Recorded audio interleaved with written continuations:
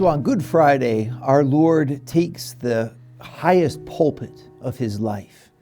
He preached on mountains, he preached in boats, he preached in the open plain, he preached in cities, but never did he preach as eloquently, as powerfully, and in the most ultimate way that he did on the cross.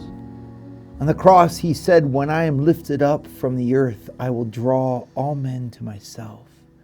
I want you to ponder the power of that phrase in light of what we've already seen with the 7 I am statements. In each of these 7 I am statements, Christ comes towards us. This is a Jesus who is bold in making his self-revelation. He's speaking about himself to us. He's presenting himself to us. This is not a God who is hidden. This is not a God who is neutral. This is not a God who doesn't care what we think. This is a God who is trying to bring himself and his gift to us, who's proposing himself to us. And the question is, what we're going to do in response. And in the light of that active, assertive, bold vision of Jesus in 7 ways. I am the good shepherd. I am the resurrection and the life. I am the way, the truth, and the life. I mean, can you be any, how about I am the light of the world? I am the bread of life. Unless you eat of me, you have no life within you. I mean, Jesus is really being ultimate here. And it's important for us to register this because sometimes there's an argument made intellectually amongst Christians to say that, somehow the world will convince us that Jesus is trying to stay hidden, that we don't really know who he was, that he didn't know who he was, and that our religion is some sort of concoction made up by human beings. And I mean, it's hard to argue that when you read the boldness of the scriptures. I am the resurrection and the life. Right? Whoever believes in me, even though he die, yet he shall live.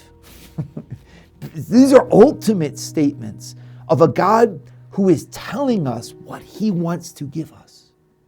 And then gives us all of those statements when he gives us the Eucharist. When he gives us his body and blood to eat and drink, he's giving us to eat and drink the reality of who he is in all of his self-assertion, his boldness. It's beautiful to receive Jesus as he wants to give himself. It's life-changing.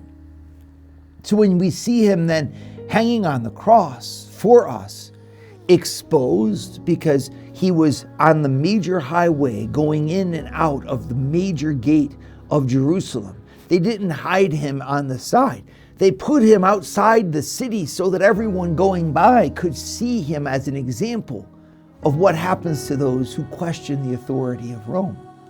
He was exposed to the cold and to the elements as he was stripped of his outer garments and left hanging there. So there was nothing hidden in Christ. Everything in him was laid open. Everything about him was lifted up. And he, hanging between heaven and earth, says 7 words. Now, isn't it interesting? These 7 words, but it's like 7 phrases, 7 sentences. He speaks 7 times. Wouldn't it be interesting to parallel those 7 last words of Christ with his 7 I ams? Because just as the cross is the ultimate revelation, where he hangs between heaven and earth and he exposes everything he is, and he stretches out his arms for us, has them nailed open for us so he can never close them again. Exposes his heart to the whole world. He's saying what he is. He's giving us a chance to see him, to know him. He is the Son of the Father who is glorifying the Father by obeying the Father's will, even though it cost him his life, because he's going to the Father. This is what he tells us. The Father is greater than I, and I'm going to the Father. What a line, And that's right from John 15. Go back and read it. He tells us where he's going. He tells us what he's doing. He tells us the meaning of the cross. And all of the suffering then becomes a language of love. You see, there's a meaning deeper than the suffering in the cross. For all of the drama that we see and all of the affliction that he carries, in a sense, those were, infinitely valuable and infinitely intense sufferings. But the point wasn't the suffering, you see. The point was the love, and is the love that undergirds the suffering. And he wants to give us that love. For us to be loved enough by a God who's pursuing us. Because the sufferings he bore were ours. And the infirmities for which he suffered were ours. And all of the accusation and all of the condemnation and all of the guilt that he bore were ours. So he's coming through your walls that we put up to tell God who he is to us. God, you aren't bigger than my shame. God, you aren't bigger than my condemnation. God, you're not bigger than the rejection that I felt. It's so funny. I mean, here we give more credit to evil than we give to God. Isn't that something? We believe more in the voices of negativity than we do in the voice of the Good Shepherd. You are mine. I call you by name, and I love you. It's Isaiah 42. Will you believe? I mean, he says, my sheep hear my voice, and they follow me. And we let Jesus lead us out of the valley of death and out of the valley of our sin into the green pastures of the Father's care for us. We believe in that love. This is what Good Friday is. It's Jesus coming through the muck and the mud and the pain of our life to find us. And he finds us because of that love. Good Friday is a passionate day of a passionate love by a passionate Redeemer. And will we let ourselves be found? Will we let that passion claim us and be passionate back for him? That's the question. Because if I look at the 7 statements that Jesus says on the cross, you could line them up like I said. Father, forgive them. They know not what they do. There's Jesus. Who is the Jesus at that point, right? Except the good shepherd who lays his life down for his sheep. I mean, it doesn't make any sense that Jesus would forgive the ones who are inflicting the pain on him. That's not what you do. Instead, you revenge yourself upon the ones who inflict pain upon you. Isn't that what we do? Someone speaks bad about us, well, we're going to speak right bad about them. They can't throw us under the bus. We'll throw them under the bus. It's like, and there's tit for tat. And then there's Jesus who says, Father, forgive, like a shepherd who lays his life down for his sheep. What a revelation. We're looking at the Good Shepherd.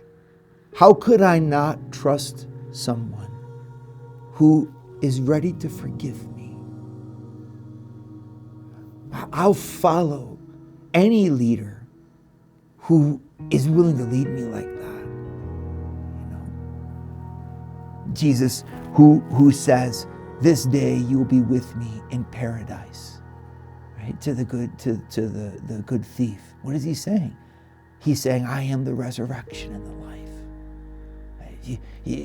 I don't have to work magic for you. I don't have a secret spell. You believe in me and I will give you paradise because I am the paradise you seek. What a word for all those who are lost in anger at God. Those who are the thieves hanging on the cross. These men are victims in many ways, and they victimized others, sure, but they victimized. We all victimize because we're victims, And these guys being victims the way that they were, hanging upon the cross, they're looking for a God who wants to find them, and there he is next to them. This day you'll be with me in paradise. How can you say that? Because I am the resurrection and the life. Your salvation is as close to you as Jesus. In the third word from the cross, Jesus says to Mary, who's standing at the foot of the cross, Woman, behold your son. And to the disciple whom he loved, who was standing beside her, he said, Behold your mother. This profound gift of Jesus, right, is a gift of life. It's amazing that he looks at Mary. He doesn't say disciple. He doesn't say, calls her woman. Woman in the Bible is the source of life. The mystery of woman, biblically speaking, is tied up with the mystery of fecundity, of fruitfulness. She's the one who generates life in her womb and gives life. And there's Jesus looking at Mary as a branch on the vine and saying to her that she's bearing fruit. Behold, your son in John. Isn't this is a revelation of Christ? I am the true vine, you are the branches. Whoever remains in me will bear abundant fruit, and your fruit shall last. What a consolation for us to think about this as we contemplate the cross, which seems like a place of death. And on the cross itself, Jesus is talking about life. He's literally saying, you're going to bear fruit. You are bearing fruit in and through the cross because I am the true vine, even on the cross. Just as a vine suffers in the dryness of the desert heat in order to produce the most succulent of fruits, so the cross in its withering passion gives birth to the church. And it gives birth to the church, John, through Mary, who's connected to him. If you and I remain connected to Christ on his cross and in his cross, he will bear fruit through us as well. And that is the fruit that he was sent by the Father to bring forth. And he bears it on the cross. He says, I am the light of the world. Whoever follows me will never walk in darkness, but will have the light of life. And the same one who says that later on in his fourth word from the cross says, Father, my God, why hast thou forsaken me? A lot of times people look around and they say, why is he saying that? Right? Like, why would Jesus say that? Well, it's because isn't that the profound question that's keeping us from God in the end? Like, why isn't there the answers for my life that I'm looking for? There are people that I've spoken with on the faith who haven't accepted the faith because the faith just hasn't given them the answers that they're looking for, right? Like, I don't think I need it, or it's not able to help me, or I'm in such a funk and I'm in such a place in my life that there's no possible way that Jesus will get me out of it. We're like living in this pit where we act like there's no God. Or if there is a God, he doesn't care about me. Because if he did care about me, he would answer my problems. And so since I have problems, there must not be a God, or the God that there is must not care about me. And so there's Jesus who says to us, I'm going to live that very experience that you're living. And I'm going to show you that actually God is there. How could God be present in my problems?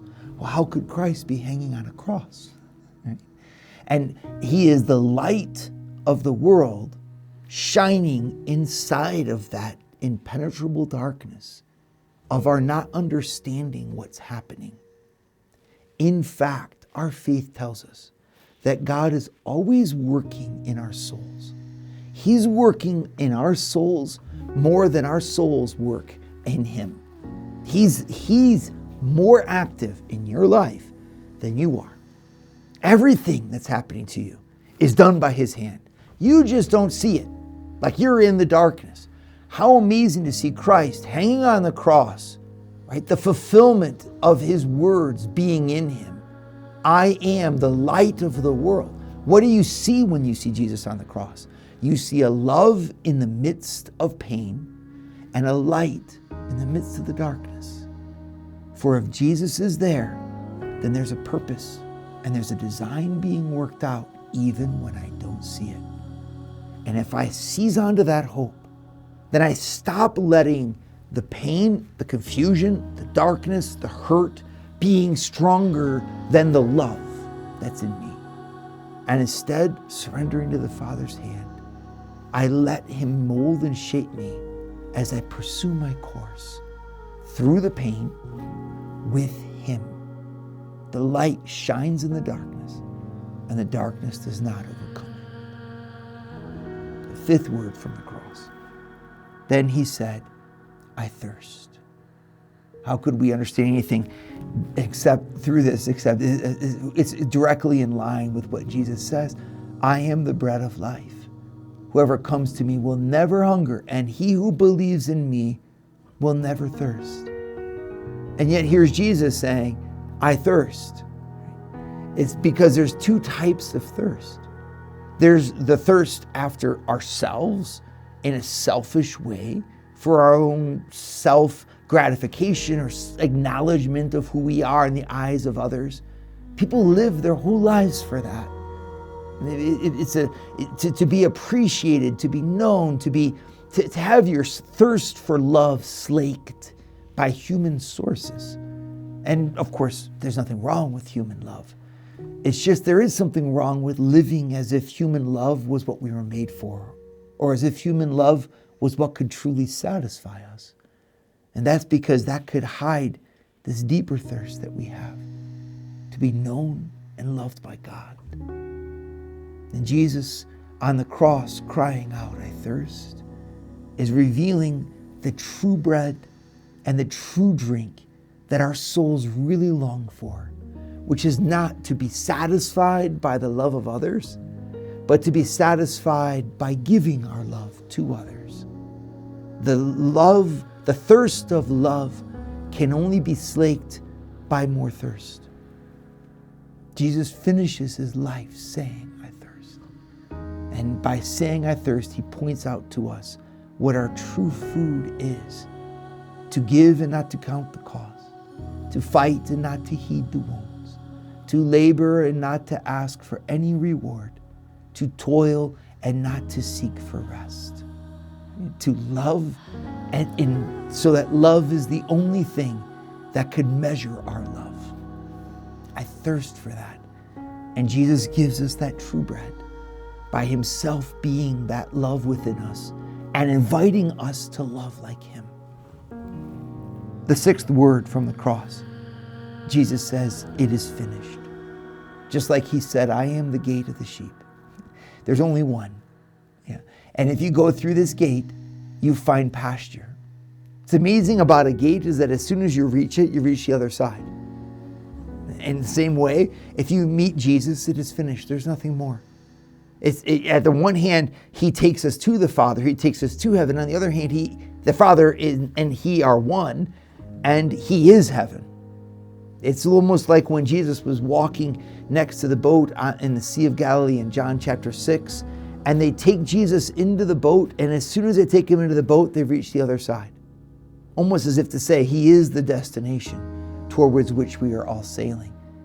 It is finished. It's him proclaiming, there is one gate, and he who finds me finds the other side.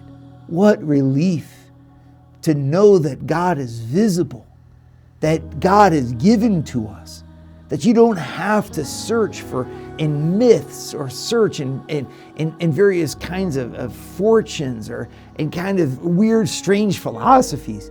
So many people spend their whole life looking and never find. Because I wonder if they're really looking. Jesus says, if you really seek, you will find.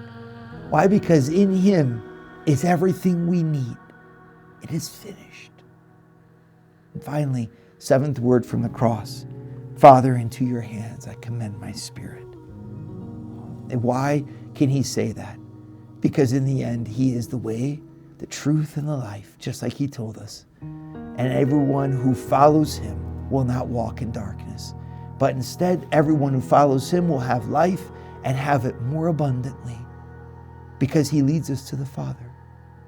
He puts his spirit into the Father's hands. And when we follow him, he puts our spirit there too. The cross is the consummation of all that he promised and all that he taught. And on the cross, he opens his arms wide to reveal the truth of his love and the truth of who he is. It's such a beautiful and strong and powerful light that it summons a response from us. A response that was given the best by Mary, who let that light shine upon her as she stood under the cross and she lived the cross from the inside with him and so found that all that he promised was true. And so in the end, we're left with the question, why is this Friday good? On the one hand, we're looking at a stripped church. We're looking at fasting all day. We're looking at a service that commemorates his death. There's a lot of solemn moments, and yet we call it good. And that's because the death is not final, and the pain is redeemed. There's a victory like a flame that's kindled in the cross. Thomas Aquinas asks that question. He says, the cross is the fulfillment, scripturally, of every form of sacrifice. It's offered in the evening, so it's the evening sacrifice. It's a sacrifice of thanksgiving, which is the Eucharist, right? It's a sacrifice of communion because you eat the sacrificial victim, which of course, again, is done in the Eucharist. And this is, but it's a peace offering because it reconciles us with God. But he says, yeah, but then there's this final part of the sacrifice, which is called the Holocaust. And he says, in the Holocaust, you burn the offering. It's burned. And you don't eat it. It's completely consumed by fire. He says, where is the fire at the cross? And Aquinas gives a line that is unique. He's not quoting anyone. It's literally there as St. Thomas's insight. And he says, the fire on the cross that burns the victim in a complete and entire way is the flame of charity that was burning in his sacred heart. The love inside of him is a fire that explains all the rest. And if all of the solemnity and the suffering and the focus of Good Friday is explained by love, then we have a glorious Sunday to wait for. When that love is then what we see. Now we see the pain that hides the love. On Sunday and Easter, we'll see the love fully explained, fully shown in glory. Happy Good Friday.